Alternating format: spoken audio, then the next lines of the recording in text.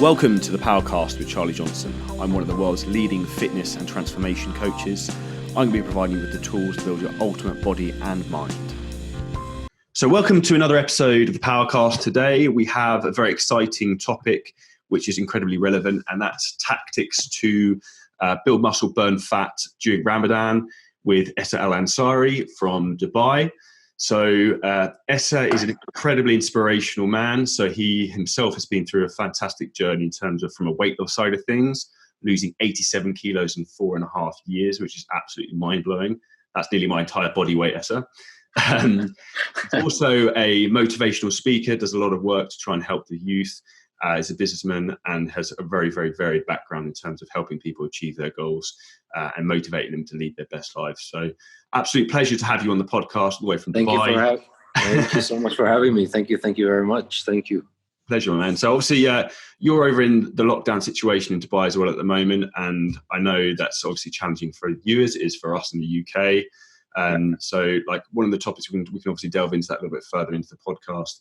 But like mainly the subject we're going to go through today is like tips in terms of how to structure your diet during Ramadan, how to optimize your training during Ramadan, and maybe some of the tips and tricks like you've used over the last few years. And I use for my clients to help people get through this period, because I think a lot of people use Ramadan sometimes as respectfully a bit of an excuse to sometimes let their diet and training go away. Can you see that a bit?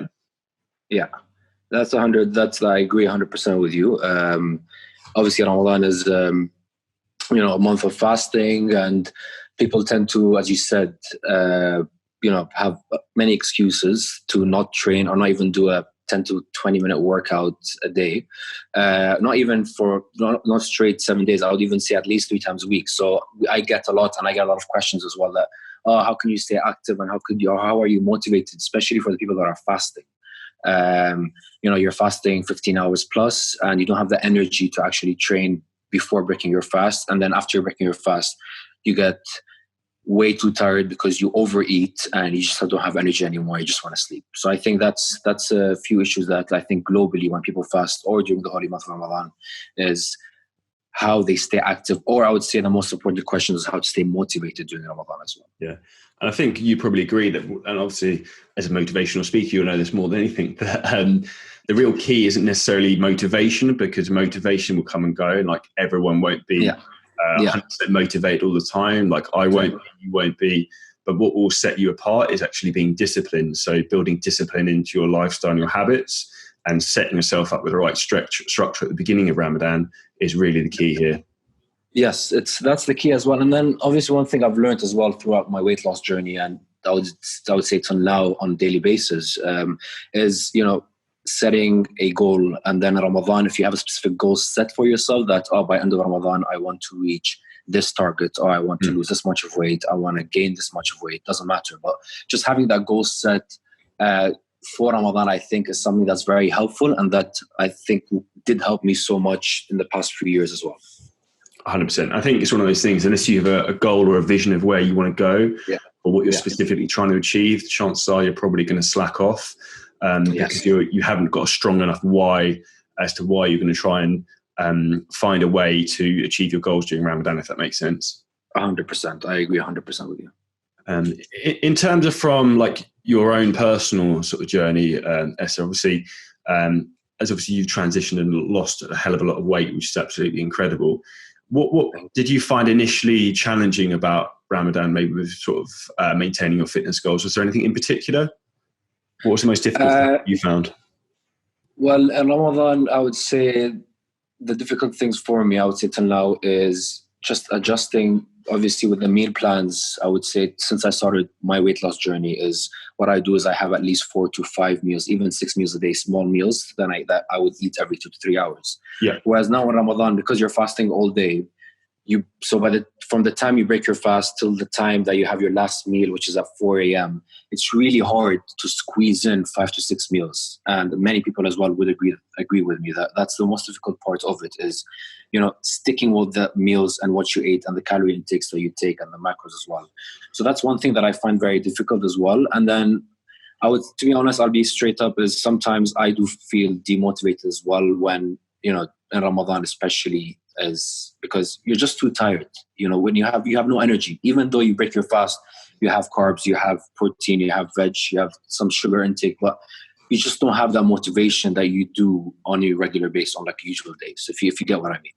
100%, 100%. I think one of the big things that you refer to there in terms of trying to squeeze the food in is, I think, the choices of food you're potentially looking to eat. And I would suggest probably looking to try and favour foods that, this is what I do with my clients, favour foods that digest very well with you and your body can absorb easily, because you don't want to be trying to push in loads of food that's going to make you feel bloated, horrendous. And then when you haven't eaten all day and your stomach's going to have a meltdown. Have you seen that part personally yourself in the past? Yeah. Oh, I would 100% is when I break my fast. I remember just times I would just go all in.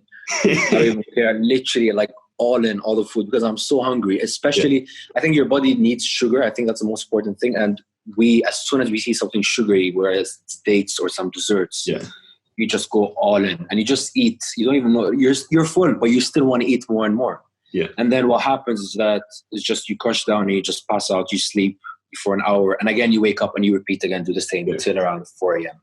And that's the reason why obesity, I would say, or even the percentage of obesity, especially in Ramadan, does increase a lot. And then people do gain weight a lot. It's because of the way they eat. I think they don't know how, as you said, is, adjust it according to Ramadan and how the body would react to it as well. I think it's one of those things. It's very much that like almost famine and feast mentality.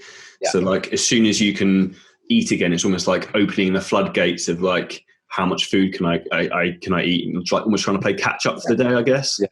And then in your head as well is you're thinking, you're like, it's fine. I'm just having one meal a day, so might as well eat as much as I can. Yeah. That's what I think sometimes as well. It's fine. I'm eating one meal a day. Might as well eat and go all in. And that's what a lot of people say. Like I have some people, or I have some students when I do my talks, they're like, yeah, but Essa, I have one meal a day, and that's fine. I could eat whatever I want to eat, even if it's junk food. It's just because it's one meal, and I will lose weight because I'm fasting the next day. It's one of those things that I think, and that's, I think, probably where you do such a good job, Essa, is like, I think educating people, maybe that isn't necessarily the greatest way to go about things, because on a face value, that might look great as a way to lose weight. But from the terms of actually like internal health, if you're going to eat one meal a day and it's, I don't know, say for a McDonald's, for example, and that's all you're going to do for the Ramadan, that's not going to leave you in a very good position by the end of Ramadan. And it's also going to lead you to, when you actually come back to eating correctly again, like if you're used to eating junk food, when you want to start trying to eat more frequently through the day, guess what you're probably going to start craving all day long is probably junk food. 100%. It's also, especially the last meal that you have at 4 a.m. before you go to bed or before you start fasting. That's when people don't know what type of food to eat or what can I eat. That's maybe some carbs that would, slowly absorb in my body, so I don't feel that hungry when I wake up. So I get these questions here and there as well from through my social media pages, through my talks. What shall I eat? What's good to consume at 4 a.m.? It's, I don't want to eat heavy and sleep directly. And put in mind, we have to drink a lot of water as well. So eating a lot and then drinking like 2-3 liters of water before you go to bed, you could just imagine your stomach just bloats up. 100%. It's, it's that thing, you're just trying to cram as much as you can. It's almost such a short window, which again comes back down to why you don't want to be eating junk food, because as soon as you try to eat junk food, it like a lot of salts and the processed rubbish, and it's going to make you more dehydrated anyway, and your body's not going to actually utilize any of the food you're consuming. And also in terms of rehydrating yourself, it's not actually going to help in terms of that situation either. Agree. I agree with you completely, 100%. Yeah. From a practical side of things, Essa, how do you traditionally set up your diet with, say, like your first meal breaking the fast, and then your last meal before going back to sleep again, and also stop eating? And then when would you fit your training in between, and what would you do? That's actually a good question, as I got many. So basically what I do is I stick to my usual plan as much as I could. So I do have 4 to 5 meals from the time I break my fast to my last meal. Now, when I break my fast, I usually break my fast with, some like a light meal. So it could be either oats, a bit of oats with, let's say, whey protein and with water and a date.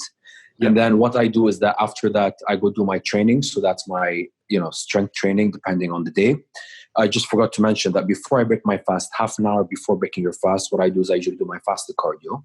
That's my routine for the past 2-3 years, and I did see results. Obviously, it depends on one person to another, and I think you would agree with me with that. But I break my fast with a small meal. I train, and then my main meal would be right after my workout, and that would be my meal number 2, and that would have it consists of carbs, veg, and protein intake as well.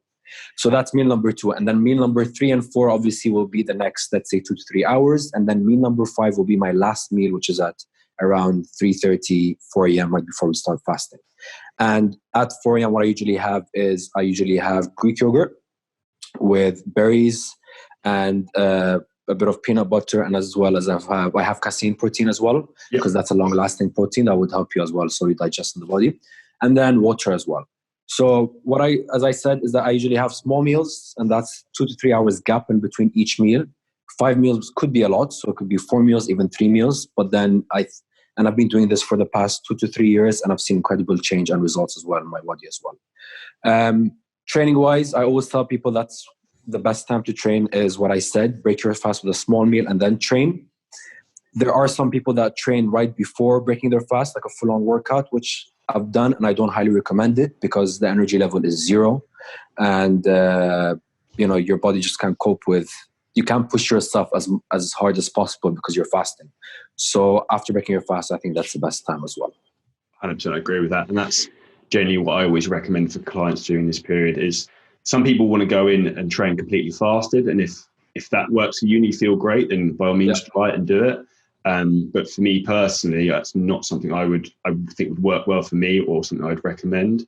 I would prefer that someone had a small meal or small snack, so they had something in them, or even they went and trained and had like an intra-workout carbohydrate drink to almost like break their fast with that, and then train using that, and then eat their first meal would probably. And I've seen, and it does 100%. I agree with you, and it does work. And it's obviously when you break your fast that way, you don't feel heavy. No. You feel actually great. You have energy. You took a bit of sugar. You've taken a bit of this and that, and then you're training. And then after training, that's where you're having your main meal. And I always say to myself, that's my dinner. It's my usual dinner. So I just have it right after my training. And that would be around 9 p.m., 8:30, 9 p.m., which is perfect.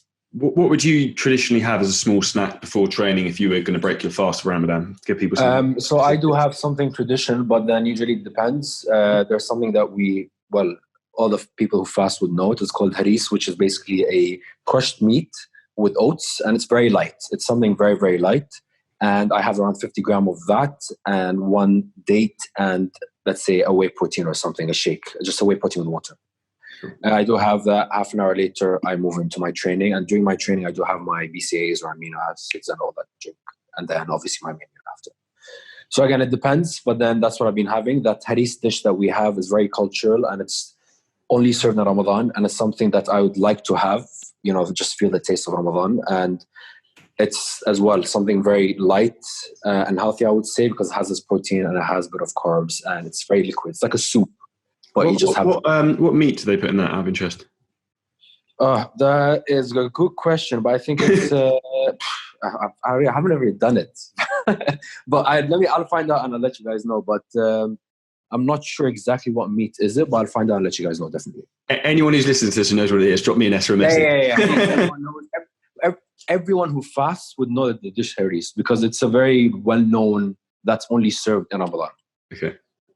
So it's something very light that we make it very light. Some people make it very heavy, but it depends. But that's the dish I have. Or I would tell people have some whey protein or even a bit of oats with whey protein. Just have that carbs and then train as well. Yeah, I think the vital thing here is just making sure you've got fuel to perform and to train. Yes. Yes. And then I also think from my side of things, something I tend to recommend for a lot of people is actually when they're drinking water, breaking the fast, I recommend adding like an electrolyte powder to try and replenish the salt minerals, which you haven't been able to take in during the day. Because I don't know if you've had it personally yourself, Essa, but a lot of people can sometimes suffer with cramps, even after one meal trying to train again, because they don't have enough almost like minerals and sodium within their body. So I'd recommend like salting your meal beforehand with good quality salts and adding electrolytes to fluids when you're breaking fast will help. 100%, I agree. And I think you would also agree with me that, I've seen many people myself, my experience the past few years is, people tend to, as we said, break their fast with a very heavy meal.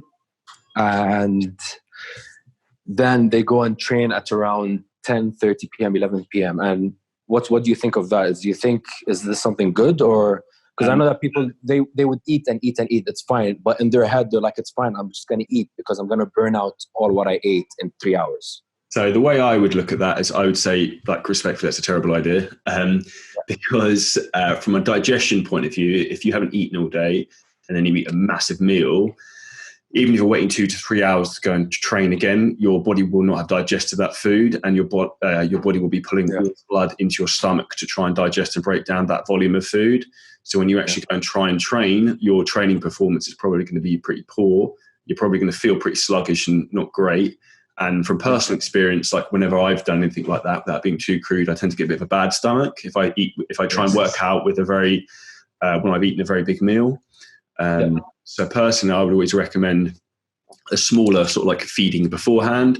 And then if you want to go all in, as you say, Essa, afterwards, by all means, go nuts, because you then don't have to try and work out again. So that's hard. And then I just have one more question, because I do get this question a lot, and I think you would know more about, as being a personal, a personal trainer, and with the fitness background and all. What do you think of? Well, I get many questions in my, during my talks, and from students, from I would say family members as well.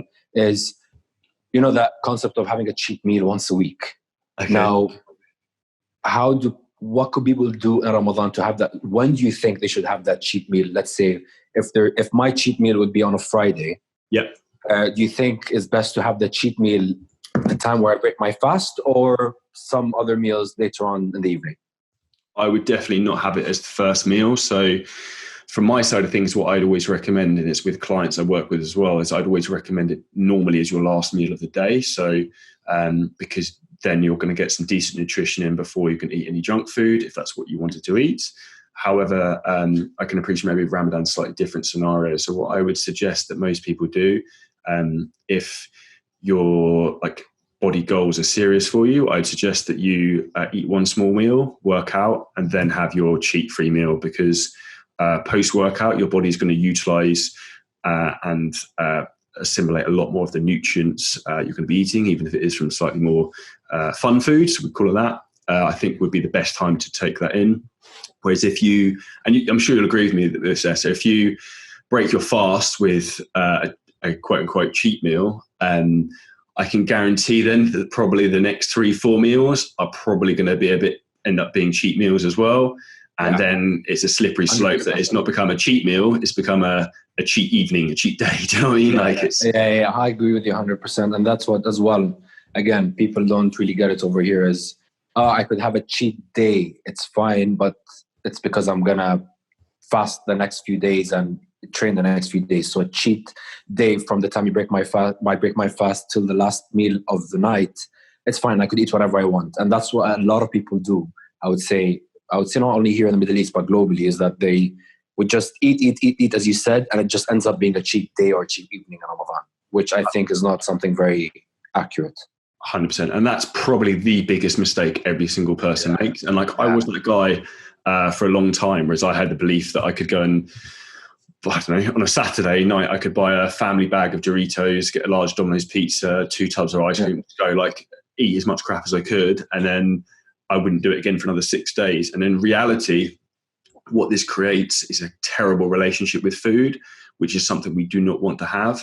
So no food is inherently bad, and you can choose what food you actually eat, and you control what food you put in your mouth. You control food, food doesn't control you. So that's why I actually really do not like the word cheat meal. So with my clients, I like to use the word free meal. So it's a meal where you can go and have whatever you want, because that's freedom for you to have control of, what do I want to eat? I don't have to binge eat. That's good. Because I think mental association and relationships with food is incredibly important.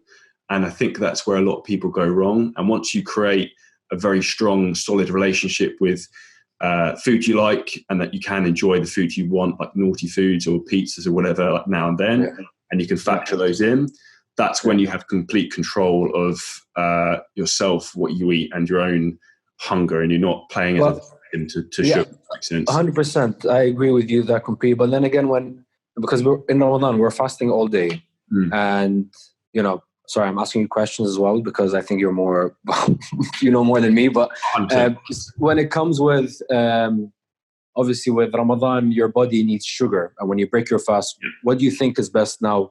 Obviously dates, because something natural and stuff, but then some people don't eat dates. But what other things, because your body just naturally needs sugar. Like you see a cake in front of you and you're just dreading to have it because your body just needs something, some sugar. So what do you think is... I would probably favor things like fruits, or I would try to not mix the real thing you want to try and avoid here is high carb, high fat. So even, for example, if you wanted to have something like a Starbucks low fat muffin, like that's high in carbohydrate and has some sugars, but it's low in fat. So the real thing we want to try and avoid here is high fat, high carb. So like things like greasy pizzas and things like that, which are very high fat, high carb content, is what's going to lead to weight gain and also digestion issues. So those would be really the things I'd try to avoid. So if you wanted to go for sugary things and sweet things, then great. But from my own personal experience, I'd probably go for something like, depending what your preferences, but I'd go for a combination of something with like a fast acting carbohydrate. So like you could put some fruit, dates, with like rice, potatoes, whatever you want, like have a combination of some fast and slow carbohydrates to add a bit more bulk to the meal rather than having purely fast sugars. Because I think as soon as you start reaching in for things like, say, for example, dates, it's probably very easy to go absolutely mad quite quickly and eat tons and tons of them. I absolutely love them, and whenever I come to Dubai, I end up eating loads of them. It tastes good, and then as you said, you take one, you just won't stop. You just keep having the one and one, and you end up having 10 of them. Yeah, it's very easy snacking food, and that's like the danger zone you get into. So from my side of things, I would probably try and have a mixture of like a sugary carbohydrate and a normal carbohydrate, if that makes sense. Even if you were to have you could have like jam on toast or something like that, or jam on like with a bagel or something like that with a solid protein source as well. But the real I would try and have more of a balanced meal, so there's some sort of protein with whatever you're consuming as well. So it's just not just sugar, because the problem is when you fasted for so long, if you then take in a big whack of carbohydrates, your blood sugar is going to shoot through the roof. And then it's going to happen again in an hour. It's going to crash down again, and then you're going to be reaching for sugar again to try and pull it back up. Try and have like a bit of a balanced meal or snack with whatever you're having will have a very positive effect to try and keep your blood sugar more stable, and probably you feeling better, I'd imagine. Yeah, 100%, yes. And then obviously, and that's what I tell people, because we're in lockdown at the moment, it's actually the perfect time to focus on yourself during Ramadan. Like, it's literally no excuses because you're home. You can't go anywhere. So you could, prepare your own meals, eat whatever you want to eat, but it's all home-based. But again, it's something that I always tell people. I'm like, take this quarantine as a plus point, because it's like I've seen for myself, and I'm sure you'd agree with me, is that I've seen so much changes in myself within the quarantine because I'm literally just focusing on myself, on training, nutrition, what I want, and I'm just learning. And I think you agree with me that you're doing the same thing as well, and everyone is doing, some people are doing that as well, just focusing on yourself and what you're eating as well, and the meals that you intake as well. 100%. Like for me, this is a thing. This is a massive opportunity. So like when again in your life, hopefully we'll never have this again. You have the opportunity to be like locked at home to focus on perfect routine, habits, learning, being efficient and productive. Because like from my side of things, I'm probably saving an hour and a half, 2 hours a day where I'd normally be in the car driving around, going to different places. So I've suddenly got so much more time that I can put into bettering myself for the rest of my life, not just in the short here and now, if that makes sense. 100%. No, I agree. I agree with you completely. I think it's one of those things. It's not using the COVID-19 situation as an excuse and becoming a victim to the situation. You either choose to survive or you can choose to thrive during this quarantine. And yes, yes, and yes, 100 times. Because as well, people tell me now. They tell me, I have I'm lucky enough to have a gym at home that we've built ages ago, but with all equipment and stuff. But then again, people tell me, yeah, but you have a gym. It's easy for you to train. It's impossible to train without a gym. I'm like, no, it's not impossible to train. Nothing is impossible to train without a gym. It's not even, you don't even need equipment. You could do body weights. Yeah, but I don't want to lose weight. I want to lose all my muscle. I'm like, yeah, but it's just staying active, because you don't know when this lockdown is going to end. And then plus when this lockdown is going to hopefully end soon, not everything's going to open up very soon. Like everything's going to go back to normal 100%. So just do something that you're active, even if it's 20 or even 30 minutes a day, body weight, high intensity workout, use any type of weight home, like your chair, your water bottle. I think it's something you agree with me. Yes. It's, just staying active and not getting it as an excuse. I don't have a gym. Motivational speaker, Essa, you'll know this more than anything. Like people who say these things, it's their own limiting beliefs. If they believe they cannot do it, then they won't do it. And that's where people need to really like take a hard look at themselves, because you will either look back at this time in 2-3 years and be proud of how you've handled the situation, or maybe slightly embarrassed that maybe you let yourself go, you let your business go a little bit. You suffered with your relationships because you were like arguing with your partner when you shouldn't be. And I think it's one of those things you need to take a very hard look at yourself in the mirror and think that what is quite interesting about this scenario is that it's exactly the same for every single person. So this is really like an opportunity to separate the men from the boys in terms of like who wants to be successful with their goals in their life and like lead the best life they can, and who's not willing to maybe try and take action and be limited by their own beliefs, if that makes sense. Yes, 100% makes sense. Correct. Correct. Do you got advice for anyone in terms of maybe having more belief in themselves in that respect? Because obviously, like with your own journey, it's absolutely incredible. So to lose 87 kilos is absolutely mind-blowing and like truly inspirational. So huge congratulations on that. Thank you. Like, was there a pivoting point for you when you were like, enough is enough, I need to change? As in during my journey, as in I just couldn't take anymore, or just what was the point that made me? What was the point? Was there like a breaking point? It was. It was. Pre-diabetic is one of the things that was in my head and all, like on the verge of getting diabetes. I used to eat a lot of junk food, and a lot as in I used to eat at least 3 to 4 times a week of junk food per week, which was a lot. And there was a point where I will not forget. It was just going shopping, usual shopping with my brothers, and then nothing would fit me. I would fit my brothers. So this was the point where I had to, I'm like, what am I doing to myself? I'm young and I need to start making a change. And then my twin brother, which I have a twin, he's fit and stuff. And he's the one that told me, okay, come do some workouts with me and see how you get. And then slowly I just started seeing results.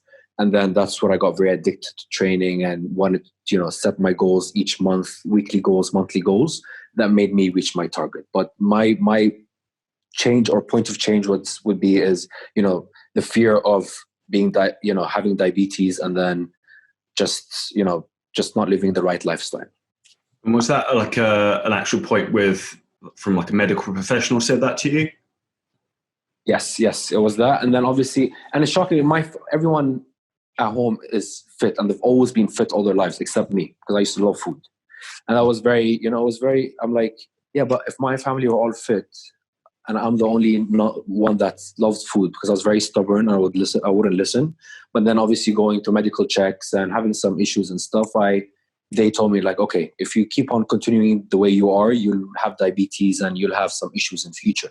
So might as well make a change. So slowly I started doing a change, and that's where I am right now. Awesome. What would you have any advice for anyone else in terms of like removing maybe their limiting beliefs that they can't change? Because I think a lot of people just don't believe in themselves. The first thing I would say is every single person could make a change 100%. It is a choice made by an individual. No one's going to choose it for you. If you want to choose to become unhealthy and end up being, obese or have diabetes, that's your choice. If you want to end up being healthy, that's your choice as well. It's at the end of the day, I always tell people it is your life. It's no one else's life. No one's going to choose it for you. You're choosing it for yourself. So I think that's one thing that I always tell people. And I always say it in my talks is 2 things that I've learned throughout my journey weight loss until now is, number 1, as I mentioned at the beginning, setting your goals. That could be weekly goals or monthly goals. And then number 2 is being positive and being surrounded by positive people. So people who actually push you to reach your goal. Like people who, have that mindset and who are going to be with you constantly 24/7, pushing you and reaching and help you reach your goal. So I think that's 2 things that I've always told people. Set your goal, be positive, and surround yourself with positive people.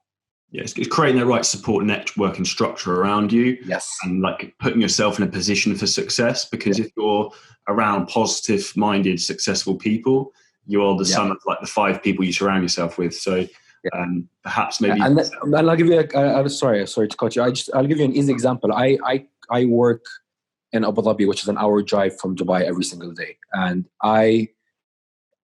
during the week, I'm up at 4 a.m. I sleep, then I head to the gym, and then I head to work. I come back, I train again, do my weight training. In the morning is cardio. And then I head home, eat, and sleep by 8:30, 9 p.m. And then people tell me, why do you do this? You don't even have a life, during the week. Are you not, you're not socializing with people? I'm like, because I have a goal set for myself, I don't care what anyone else says. I just want to focus on that goal that's set towards the end of the year. I want to reach it. And that's the reason why I'm doing this. I don't care. It's my choice. It's whatever I want to do to myself, and it's my body. And that's why I always tell people, do that goal, and it's your choice, and just reach it. What is the goal for the end of the year, Essa? Well, now, because I've lost so much weight, now I'm starting to, obviously I've got into a training and a nutrition plan where I want to bulk up and, put on some muscle mass. Yeah. So a lot of strength training, because I love cardio. Me running, I love cardio. I would run till I won't stop. So it just got to a point where I got very skinny and I just didn't have that muscle definition. So at the moment now it's just, focus on, toning up my body and focusing on strength training as well. To try more like aesthetics and functional strength across the Yes, 100%. That's awesome. I think, again, it comes down to the proof is in the pudding in terms of why you've been successful with your own sort of transformations, because, as you said here, you're very much goal-driven and you've got a strong why and what you're trying to achieve. And I think if you don't have that, it then becomes incredibly difficult for you to have a purpose and a drive, because I can tell from talking with you that you're an incredibly inspirational guy and that, like, you wake up in the morning with a fire in your belly to go and achieve what you want to achieve.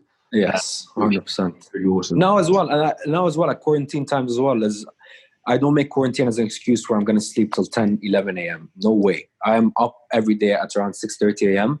and I just, try to get busy, listen to podcasts, train, and just do something and staying active. I will never let quarantine change my life just because we're home 24/7. Absolutely love that. Once quarantine's over, what's the first thing you're going to do?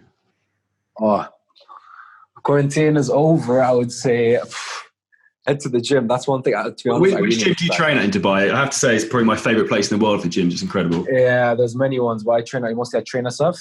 Okay, yeah, I've trained there. It's good. Yeah. I train SF, and it's good. It has everything, and I just miss going to the gym, seeing people, and waking up, being there like 5 a.m. So that's something I really miss 100%, and work as well.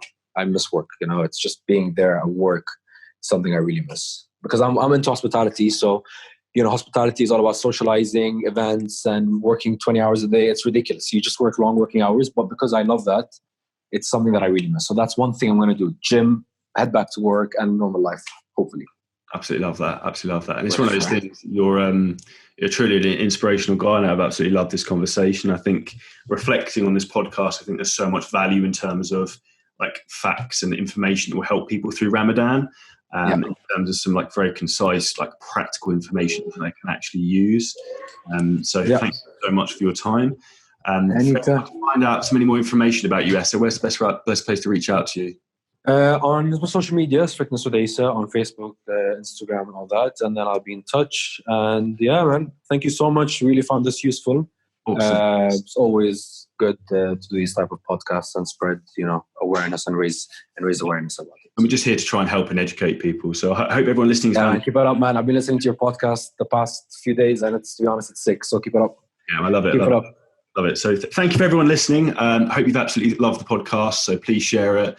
If you wouldn't mind dropping us a 5-star review and subscribing, would be incredibly appreciated. I've also got some incredible guests lined up coming up shortly. So I'm going to have Alicia Gowans, who's WBFF world champion and one of the best trainers in the world for females, coming onto the show. I'm actually recording tomorrow, so that'll be coming live as the next episode after this. And I'm sure you'll love that one, Essa, because she's a truly inspirational woman who overcame. Can't wait, man. I'll be the first one in, 100%. Yeah, I can't wait for the conversation myself. So thank you so much for your time today. I will be over. I'll be over in Dubai as soon as the lockdown comes over. So if you fancy hooking up and training, let me know. It would be a pleasure. Perfect. Definitely, man. Stay safe, and hopefully this is all ending soon. Yeah. Take care. Thank you so much once again. Thank you.